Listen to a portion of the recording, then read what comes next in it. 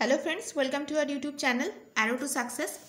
তো আজকে তোমাদের জন্য রয়েছে অ্যারিথমেটিকের মক টেস্ট 3 সলিউশন। প্রথম কোশ্চেনটা আমরা চলে আসবো। তার আগে বলে নিই, কোশ্চেন নাম্বার 9-এ একটু প্রবলেম ছিল। কোশ্চেন নাম্বার 9-এ একটা লাইন পুরো মিস হয়ে গেছে আমার, তো সেই জন্য তোমাদের অঙ্কটা মনে হয়েছে অঙ্কটা ঠিকঠাক নেই। তো আমি ধরে নাও কোশ্চেন নাম্বার 9 বাদ, ঠিক আছে? তোমাদের 5 মার্কস বোনাস, সবার নাম্বারের সাথে সবাই 5 মার্কস অ্যাড করে নাও। তো প্রথম কোশ্চেন, আর অনেকেই আমাকে অ্যান্সার পাঠিয়েছো, তো তাদের কিন্তু অ্যান্সার বেশিরভাগ জনেরই ঠিক হয়েছে। তো আমি কয়েকজনকে রিপ্লাই দিয়েছি, সবাইকে দেওয়ার সুযোগ পাইনি, কয়েকজনকে আমি রিপ্লাইও করেছি। তো এখানে যে কী দেওয়া আছে দেখো, 2/3 of A product was sold at a profit of 6%। মানে কোনো একটা প্রোডাক্ট তার যে দাম ছিল সেই প্রোডাক্টটা 2/3 অংশ কি করা হয়েছে, 6% প্রফিটে বিক্রি করা হয়েছে। ভালো করে বোঝো ব্যাপারটা। কোনো একটা প্রোডাক্ট ছিল, সেই প্রোডাক্টটার নিশ্চয়ই একটা কস্ট প্রাইস ছিল। সম্পূর্ণ প্রোডাক্টটা ধরে নাও 10টা বই ছিল, ঠিক আছে? 10টা বইয়ের নিশ্চয়ই একটা কস্ট প্রাইস ফিক্সড করা রয়েছে। এবার তার 2/3 অংশ কি করা হলো, 6% প্রফিটে বিক্রি করা হলো। আর বাকি যে পোর্শন পড়ে থাকলো সেই পোর্শনটা 3% লসে বিক্রি করা হয়েছে। বলেছি if there was an overall profit of ₹540। আমি ওখানে 10টা বই বলেছিলাম, তো ধরে নাও এবার ওভারঅল যে প্রফিটটা হয়েছে সেটা হচ্ছে 540 টাকা। তাহলে তোমাকে বের করতে হবে find the total value of the product. মানে সেই যে 10টা বই আমি বলছি, সেই 10টা বইয়ের টোটাল যে দাম সেটা কত। তো আমরা ধরে নিচ্ছি যে ধরি দ্রব্যটির মোট দাম, মানে সব কটা মিলিয়ে মোট দাম হচ্ছে, পুরো একটা বাঞ্চ মনে করো, সেটার দাম হচ্ছে X টাকা। বা সেটা আমি লিখতেও পারি কস্ট প্রাইস। আমাকে এখানে ক্রস প্রাইস উল্লেখ করেনি, সেজন্য আমাকে এখানে মোট দাম কথাটা লিখতে হচ্ছে।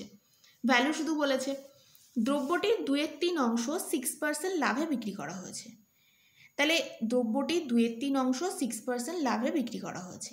তাহলে এখানে 2/3 অংশের বিক্রয় মূল্য, 2/3 অংশের বিক্রয় মূল্য কত হবে? এখানে যদি এক্স নাও লেখো কোনো সমস্যা নেই। 2/3 অংশের বিক্রয় মূল্য কত হয়ে যাবে? মোট যে দাম, মানে 2/3 এক্স ইন্টু 1 প্রফিট বলেছে, তাহলে 106/100। অবশিষ্ট দ্রব্য, অর্থাৎ অবশিষ্ট কোনটা ছিল, এখানে তোমরা কি করতে পারো, এটা না লিখে মনে করো যে আমি এক্স লিখেছি, তোমরা ইচ্ছে করলে এটাও লিখতে পারো। আমি সবার ক্ষেত্রে বলে দিচ্ছি 1 - 2/3। তাহলে এখানে কি হয়ে যাবে, 1/3 অংশ। কেউ যদি এক্স লেখো তাহলে এক্স দিয়ে লিখবে, ঠিক আছে? বিক্রি করা হয়েছে 3% প্রফিটে, তাহলে 1/3 অংশের বিক্রয় মূল্য, যদি কেউ এক্স লেখো তারটাও কিন্তু ভুল না। 1/3 অংশের বিক্রয় মূল্য এখানে কত হয়ে যাবে, 1/3.x.97/100। মানে আলটিমেটলি কেউ যদি এক্স ধরে অঙ্ক করো তারটাও ঠিক, কেউ যদি 1 ধরে অঙ্ক করো তারটাও ঠিক। ওই জন্য আমি দুটো করেই দেখিয়ে দিলাম। এক্স লিখে এনেছিলাম, এক্সটা থাকলেও কিন্তু ঠিক হবে, 1 দিয়ে যদি করো 1টাও ঠিক হবে, মাথায় রেখো। এবার দেখো মোট বিক্রয় মূল্য কত হয়ে যাবে। মোট বিক্রয় মূল্য কত হয়ে যাবে, এই যে এখানে প্রথমটা দেখতে পাচ্ছ, প্রথমটার বিক্রয় মূল্য এইটা, আর এই যে এটা লসে বিক্রি করেছে, তারপরে এটা হচ্ছে, দেখো লসের জন্য কি 3% লস, মানে 100 রুপিসে 3 টাকা লস হয়েছে। তাহলে এখানে 97/100, 100 থেকে 3 মাইনাস করে দিতে হয়। তাহলে টোটাল বিক্রয় মূল্য পাওয়া গেল কত, এই দুটোর কি হয়ে যাবে, সাম হয়ে যাবে। এবার লাভ মানে আমরা কি জানি, বিক্রয় মূল্য মাইনাস ক্রয় মূল্য। যদি মনে হয় আমি এই লাইনটা লিখবো না, স্কিপ করে যাবে, স্কিপ করে গিয়ে ডাইরেক্ট লিখবে কি, প্রশ্নানুসারে এই দুটোর সাম মাইনাস এক্স। আমি এখানে কি প্যাটার্নে লিখেছি, বিক্রয় মূল্য মানে এই এখানে যেটা লিখেছি, ক্রয় মূল্য মানে কি, টোটাল ক্রয় মূল্য ছিল এক্স, সেটা করে কত হয়েছে 540। দেন এটা জাস্ট সলিউশন করেছি আমি, পুরো কমপ্লিটলি সলিউশন করেছি, তোমাদের মতো তোমরা দেখে নাও আস্তে আস্তে, ঠিক আছে? এবং লাস্টে 18,000 অ্যান্সার এসছে, ঠিক আছে? অনেকেরই অ্যান্সার মিলেছে এটা। নেক্সট কোশ্চেনে চলে যাচ্ছি আমি।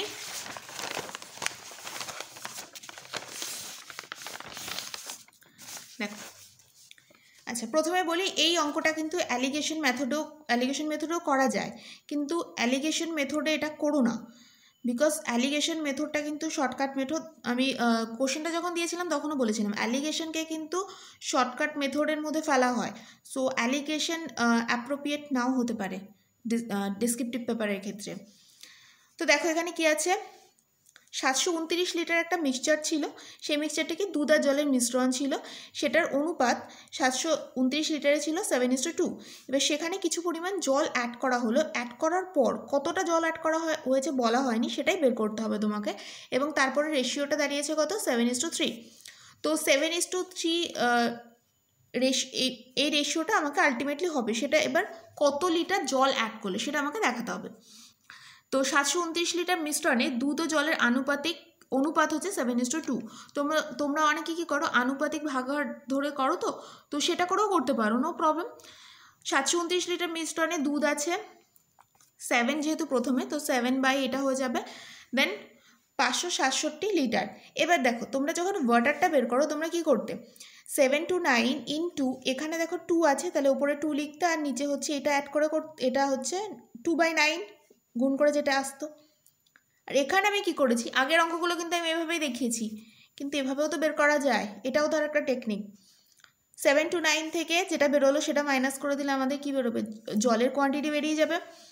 দেন মনে করি আরও x লিটার জল মেশাতে হবে, মানে তোমাকে যেটা চেয়েছে আরও কত লিটার জল মেশাতে হবে। এখানে কিন্তু মিল্ক অ্যাড করা হচ্ছে না, অনলি ওয়াটার অ্যাড করা হচ্ছে। তো x লিটার জল মেশালে অনুপাত হবে ওইটা যেটা আমাদের দেওয়া হয়েছে। এবার দেখো প্রথমে দুধ আর জলের অনুপাত, তার মানে প্রথম যে রেশিওটা সেটা দুধের, আর এটা হচ্ছে মানে প্রথমটা মিল্কের আর এটা ওয়াটারের। সো মিল্কের, এখানে মিল্ক তো যেহেতু কোনো অ্যাড করা হচ্ছে না, তো মিল্কের যে কোয়ান্টিটি ছিল সেটাই লেখা হয়েছে, আর এখানে ওয়াটারের সাথে এক্স অ্যাড করা হয়েছে, তাহলে +x।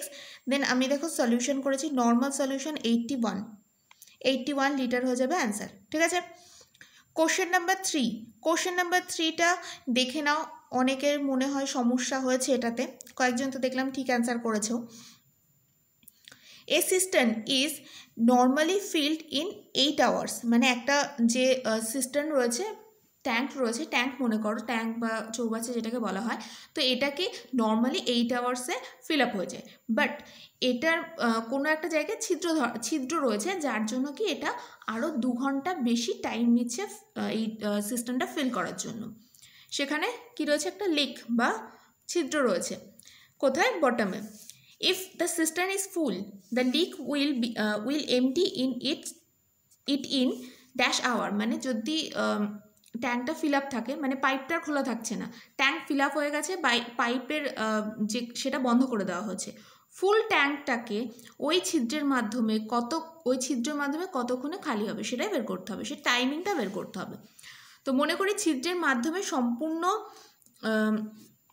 ওকে এখানে ভর্তি তো হবে না, সম্পূর্ণ ভর্তি, ইয়েস ঠিকই আছে, মনে করি ছিদ্রটির মাধ্যমে সম্পূর্ণ ভর্তি, সম্পূর্ণ যে যে ট্যাঙ্কটা রয়েছে সেটা খালি হতে x ঘন্টা সময় লাগে। ওকে, ল্যাঙ্গুয়েজ একদম ঠিক আছে।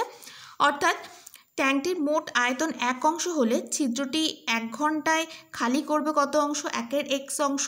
তোমরা এটা আমি এই ধরনের অঙ্ক আমি করিয়েছি, তো আগের দিন একটা কমেন্ট সেকশনে দেখলাম, আগের মক টেস্টে সে আমাকে কোশ্চেন করেছে যে এটা কেন হট করে 1/, মানে এরকম একটা কোশ্চেন ছিল, আমি কেন এরকম হঠাৎ করে লিখেছি। তো তোমরা যদি আগেরগুলো না দেখো, আগের নলেজটা না থাকে, এখানে তো আমি বেশি করাতে পারবো না।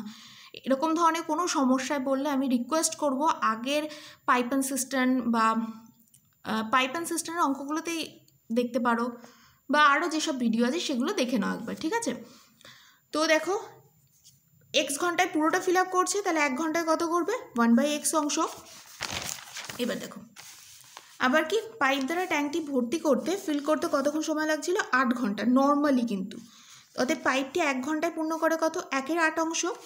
অতএব পাইপ ও ছিদ্রটি একত্রে 1 ঘন্টায় ভর্তি করে 1/8 - 1/x।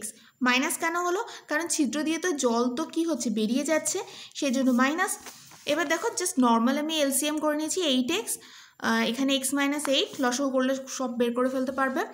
এবার অতএব পাইপ ও ছিদ্র যদি একসাথে কাজ করে, মানে দুটোই একসাথে রয়েছে, মানে পাইপটা দিয়েও জল ঢুকছে আর ছিদ্র দিয়েও জল বেরিয়ে যাচ্ছে, সেরকম যদি পজিশন হয়, তাহলে সম্পূর্ণ ট্যাঙ্কটি ভর্তি করতে কত সময় লাগবে।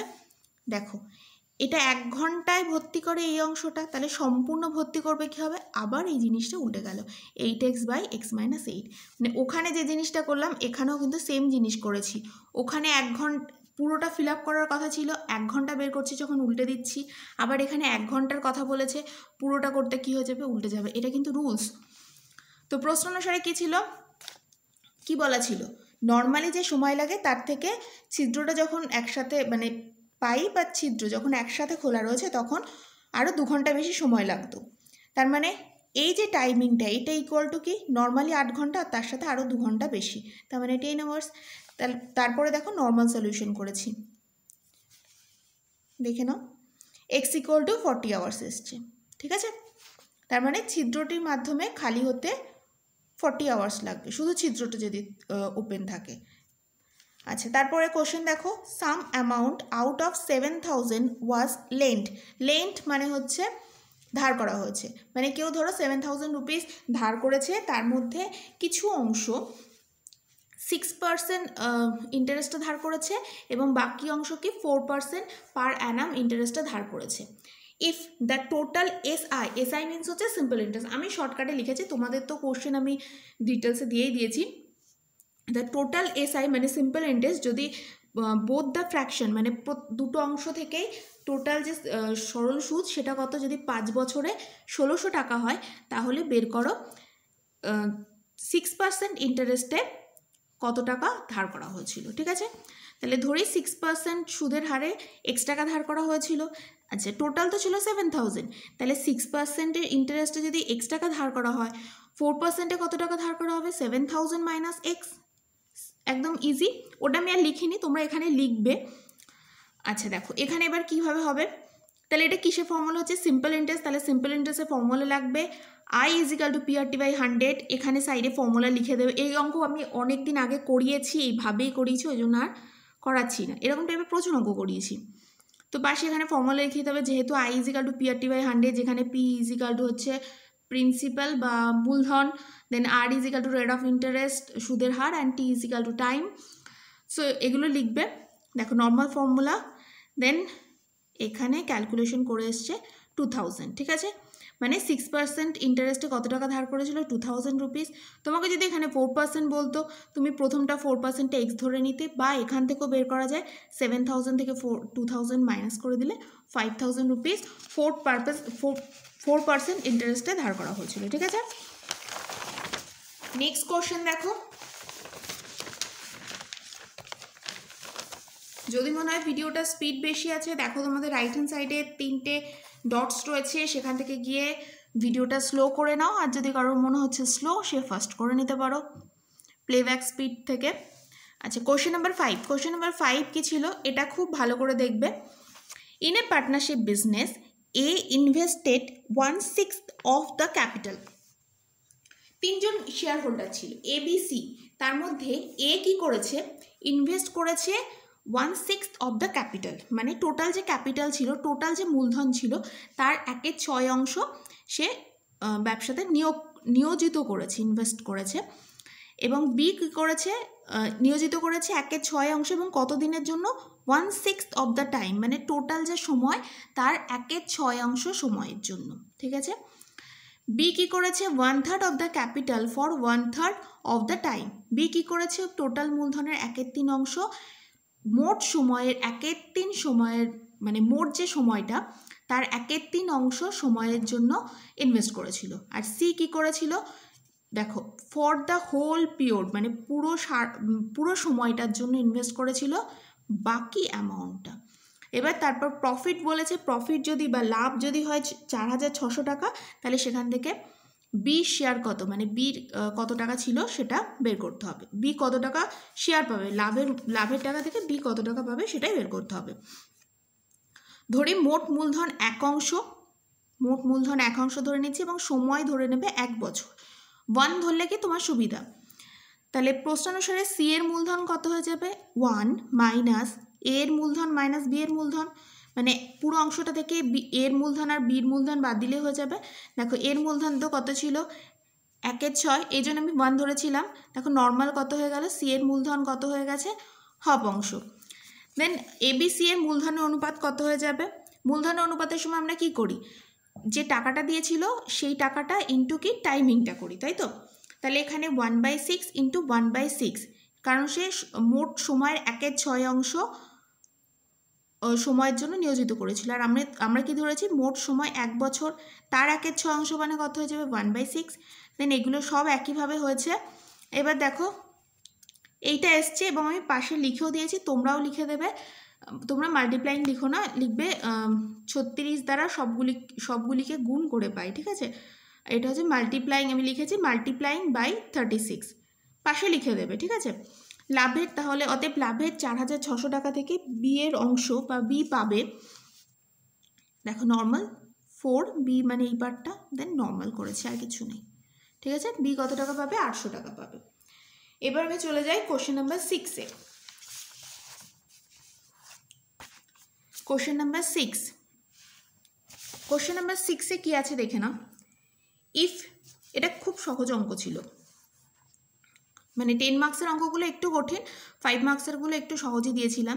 If 3 be added to both numerator and denominator of a given fraction, numerator মানে কি? নিউমারেটর আর ডিনোমিনেটর হচ্ছে লব আর হর, ঠিক আছে। একটা ফ্র্যাকশন মানে ভগ্নাংশ, তাহলে একটা ভগ্নাংশে লব এবং হরের সাথে যদি 3 যোগ করা হয় তাহলে এটা কত দাঁড়ায়? এটা হয়ে যাবে এটা হয়ে যায় 5/6। আর if 3 be subtract from both numerator and denominator, মানে 3 যদি লব এবং হর থেকে যদি দুটো থেকেই যদি বিয়োগ করা হয় তাহলে ভগ্নাংশটি হবে 2/3। তাহলে ভগ্নাংশটি কত বের করতে হবে। একদম সহজ এবং ছোট্ট অঙ্ক, শুধু ক্যালকুলেশনটা তোমার ওপর ডিপেন্ড করবে। আমি ক্যালকুলেশনটা একটু বড় করে করে দিয়েছি সবাই যাতে বুঝতে পারো, তোমরা ক্যালকুলেশন ছোট করে করতে পারো, এই ক্যালকুলেশন কিন্তু খুব ইজিলি হয়। তো ধরি ভগ্নাংশটি কত? x/y। আমি এখানে অপনয়ন অ্যাপ্লাই করেছি, তোমরা তুলনামূলক বা পরিবর্ত পদ্ধতি অ্যাপ্লাই করো বা বস্ত্রগুণন অ্যাপ্লাই করো, তাড়াতাড়ি সলিউশন হবে। ক্রস মাল্টিপ্লিকেশন করলে সব থেকে তাড়াতাড়ি হবে এটা, ঠিক আছে। তো প্রথম শর্তানুসারে কি? দুটোর সাথে 3 অ্যাড করতে বলেছে এবং কত হবে অ্যান্সার? 5/6। দেখো নর্মাল একটা ইকুয়েশন বের করেছি। দেন দ্বিতীয় শর্তানুসারে দুটো থেকেই 3 মাইনাস করতে বলেছে, 2/3 হবে। দেন এখান থেকেও একটা নর্মাল ইকুয়েশন বের করেছি। এবার কি করেছি? প্রথম সলিউশনের সাথে 5 গুণ করেছি, ঠিক আছে। প্রথম সলিউশনের সাথে প্রথম সলিউশনের সাথে হবে যাবে তোমাদের 2 গুণ করেছি, তাহলে এখানে হয়ে যাবে 12 অ্যান্ড এখানে হয়ে যাবে 10 আর এখানে হয়ে যাবে -6। আর দ্বিতীয় 2 নং যে সমীকরণটা আছে সেখানে আমি 5 গুণ করেছি।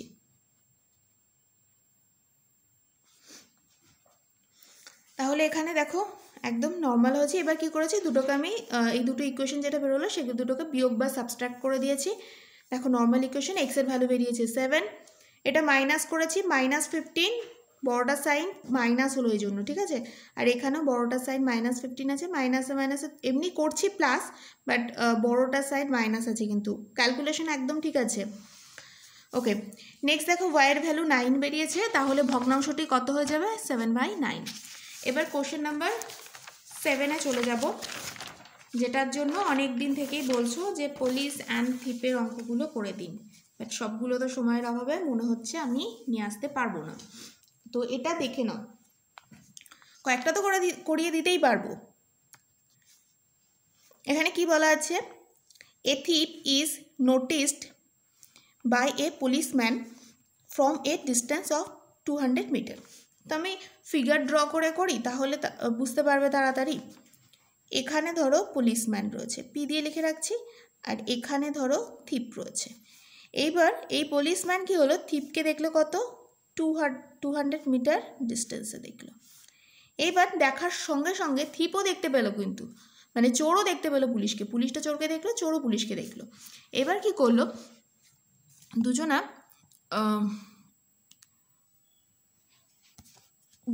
মানে এটা দুজনাই হচ্ছে মুভ করতে শুরু করে দিল। তাহলে দেখো এ মুভ করতে শুরু করে দিল, টির যে স্পিড সেটা হচ্ছে কত? 10 km/h, আর পুলিশের স্পিড কত? 11 km/h বেগে ছুটতে লাগলো। এবার তোমাকে বের করতে হবে 6 মিনিট পরে এদের দুজনের মধ্যে ডিস্টেন্স কত হবে। তাহলে এবার আমরা এটা কি করে বের করব? দেখো কিভাবে বের করব আমরা এটাকে। আচ্ছা, আমি লিখে ফেললাম ইংলিশে। থিপের গতিবেগ বা চোরের গতিবেগ কত আছে? 10 km/h। কিন্তু এখানে দেখো একটা জিনিস তোমাকে নোটিশ করতেই হবে এখানে, যে এখানে তাদের ডিস্টেন্স কিসে দেওয়া আছে, মিটারে দেওয়া আছে। তাহলে আমাকে কিলোমিটারে আনলে তো হবে না, আমাকে এটা মিটারে কনভার্ট করতে হবে। কিলোমিটার থেকে মিটারে কনভার্ট করতে গেলে 5/18 দিয়ে গুণ করে দিতে হয়। তাহলে 50/18 মিটার পার সেকেন্ড। তাহলে অতএব থিপ 1 সেকেন্ডে যায়, ওকে 1 সেকেন্ডে যায় 50/18 মিটার। আচ্ছা, অতএব 6 মিনিট বা 6 মিনিট মানে কত, 6 × 60 সেকেন্ড। তার মানে কত হয়ে যাবে, 50/18 × 6 × 60। দেখো আমি এখানে করে দিচ্ছি এটাকে, ওকে 1000 মিটার। সিমিলারলি পুলিশম্যান যে রয়েছে, পুলিশম্যানের যে গতিবেগ বা স্পিড সেটা কত দেওয়া আছে, 11 কিলোমিটার পার আওয়ার। এটাকেও সে কনভার্ট করব 5/18 দিয়ে, মিটার পার সেকেন্ড হয়ে যাবে। তাহলে অতএব পুলিশ যে সে 1 সেকেন্ডে যায় কত হয়ে যাবে, 55/18 মিটার। দেন একবারে এটাও তো 6 মিনিটে বের করতে হবে, তার মানে 360 সেকেন্ডে যাচ্ছে 55/18 × 360, এবং এটার অ্যান্সার চলে আসবে 55 × তার মানে। এবার তার মানে কি দাঁড়াচ্ছে জিনিসটা দেখো, পুলিশম্যান এখানে ছিল, থিপ এখানে ছিল, ঠিক আছে, এটা তাদের আগের পজিশন। এটার ছিল কত, 200। এইবার কি হলো, থিপ চেয়ে সে আরও 1000 মিটার এগিয়ে গেল। তার মানে এখন টোটাল কত মিটার গেল, 1000 + 200, তার মানে 1200 মিটার। আর পুলিশ যে সে কতটা গেল, পুলিশেরটা আমি এখানে লিখছি, সে গেল 1100 মিটার। তাহলে এটা গেল পুলিশ। আর থিপ কতটা গেল, টোটাল এতটা 1200। তাহলে এটা 1200, এটা 1100। তাহলে অতএব 6 মিনিট পর তাদের দূরত্ব হবে কত, 100 মিটার।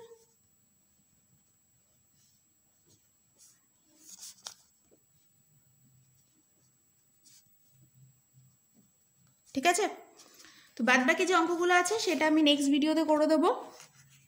আপাতত এইটুকুনি, মানে কোশ্চেন নাম্বার 7 পর্যন্ত করালাম। আবারও বলে দিচ্ছি, কোশ্চেন নাম্বার 9-এ কিন্তু ভুল আছে, কোশ্চেন নাম্বার 9টা বোনাস মার্কস। ঠিক আছে, ওকে, আজকে তাহলে এই পর্যন্ত। যদি মনে হয় ভিডিওটা হেল্পফুল হয়েছে, অবশ্যই ভিডিওটাকে একটা লাইক করে দিও। Thank you.